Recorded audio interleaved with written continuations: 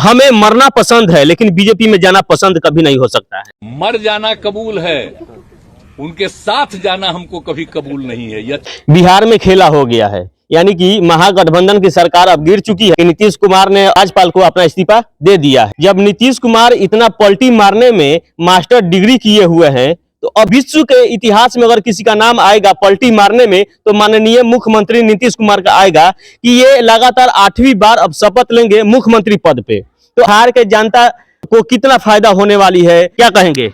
जी, सबसे पहले तो मैं आपका धन्यवाद और नमस्कार करना चाहूँगा और आपके चैनल के माध्यम से मैं उन सभी दर्शकों को भी प्रणाम करता हूँ।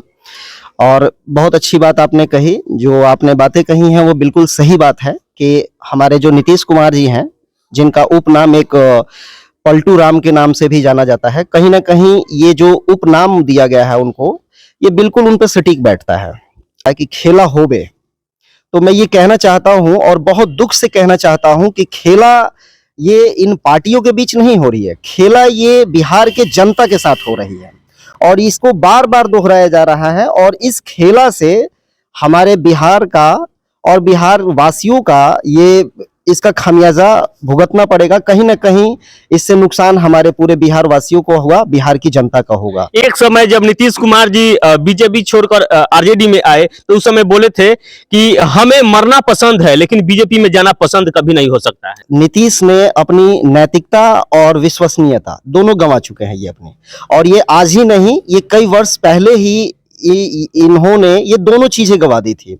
लेकिन कहीं भी बीजेपी के लिए ये फायदेमंद नहीं होने वाला है। माननीय गृह मंत्री अमित शाह जी ने बोले हैं कि नीतीश कुमार जी के लिए बीजेपी में हमेशा दरवाजा बंद था उस समय, लेकिन अब बोले हैं कि दरवाजा अब खुल चुका है कि अब नीतीश जी कभी भी आ सकते हैं, दरवाजा खटखटा सकते हैं। क्रिकेट में देखा हुआ है कि क्रिकेट एक अनिश्चितताओं का खेल है, उसी प्रकार अब हमको लग रहा है कि राजनीति एक खेल बन चुका है और इसमें कोई चीज नियत नहीं है, कोई चीज फिक्स नहीं है।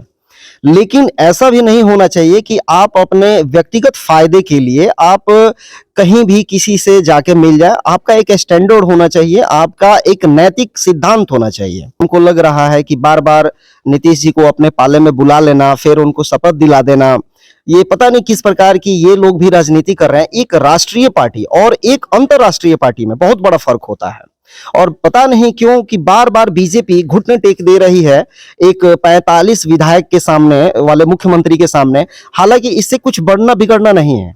अगर आज बीजेपी स्वतंत्र छोड़ देती, आरजेडी स्वतंत्र होकर लड़े, तो मैं कहता हूं कि नीतीश कुमार को 5 सीट भी लाना यहां पे बहुत मुश्किल हो जाएगी। तो फिर अपना खुद से उसका फायदा या तो बीजेपी को मिलेगा या तो आरजेडी को मिलेगा। तो ये स्वतंत्र होकर लड़ेंगे तो ज्यादा बेहतर होगा इनके लिए। चाचा और भतीजा का वो स्नेह कहाँ गया? वही तो मैं अब ये देख रहा हूं कि कभी जब वो उनके पाले में जा रहे हैं तो हमारे चाचा जी ऐसे हैं, हमारे चाचा जी वैसे हैं, चाचा बहुत अच्छे हैं, फिर वो जब यहाँ आ रहे हैं तो फिर ये उनको गाली दे रहे हैं, वो इनको गाली दे रहे हैं। कहीं ना कहीं ये राजनीति का स्तर काफी नीचे जा रहा है। इससे पूरी जनता शर्मसार हो रही है, पूरा बिहार शर्मसार हो रहा है।